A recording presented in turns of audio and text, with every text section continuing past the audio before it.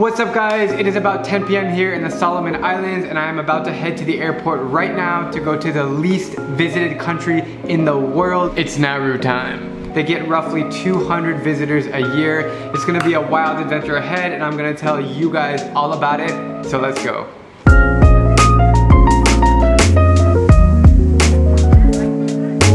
So I was at the airport and I just ran into my buddy Dan, who's from Australia. He's also visiting every country. What's your count?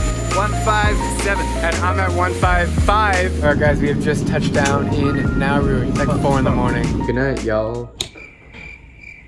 Okay, so chances are you have no idea what Nauru is. But that's okay, because it really is the least visited country in the world. It's a sovereign nation, so we've got a voice and we've got representation at the UN. The island is only 5 by 4 kilometers. Welcome to Nauru.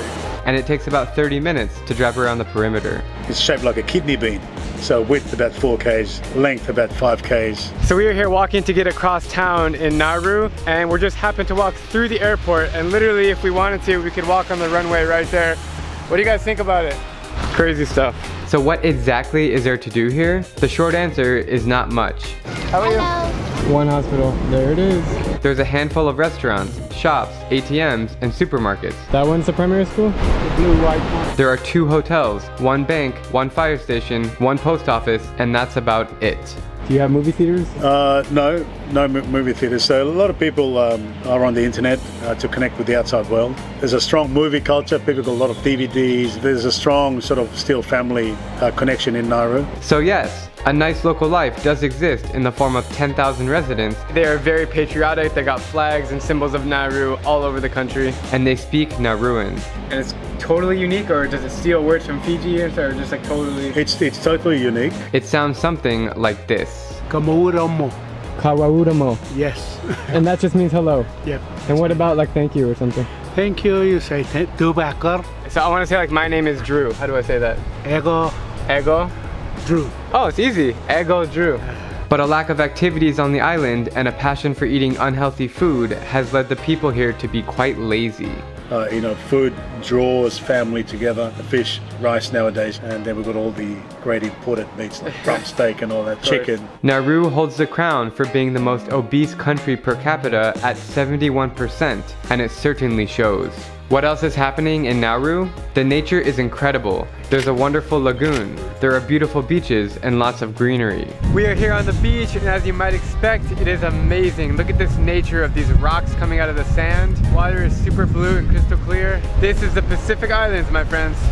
As we are next to the equator, it's obnoxiously hot and humid year-round, especially right now during rainy season. The only accepted currency is the Australian dollar, and make sure to bring a lot of cash before arriving because the ATMs often run out. Things are pretty expensive here, like really expensive, because everything needs to be imported, mostly from Australia. Cheesy bites. There are 2 embassies on the island, Taiwan and Australia, as well as some World War II historical landmarks. But some things aren't so nice, like the piles of trash and junkyards seen on the side of the streets. Need any car parts? As for sports, many people like to play the Australian invention of footy, but Nauru is world renowned for one sport that takes place in the gym: weightlifting. Yeah, we are built close to the ground like tanks.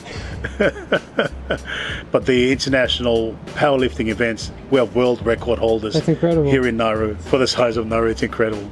So long story short, I have really enjoyed my 3 days here in Nauru, and I would definitely come back. There's a lot of surprises here, the locals are really friendly, and there's just something special about being here. I mean, for me, going to every country in the world, coming here to Nauru, knowing that not many people have been here, it's just a really special place to check off the list. And yeah, see you guys here next time.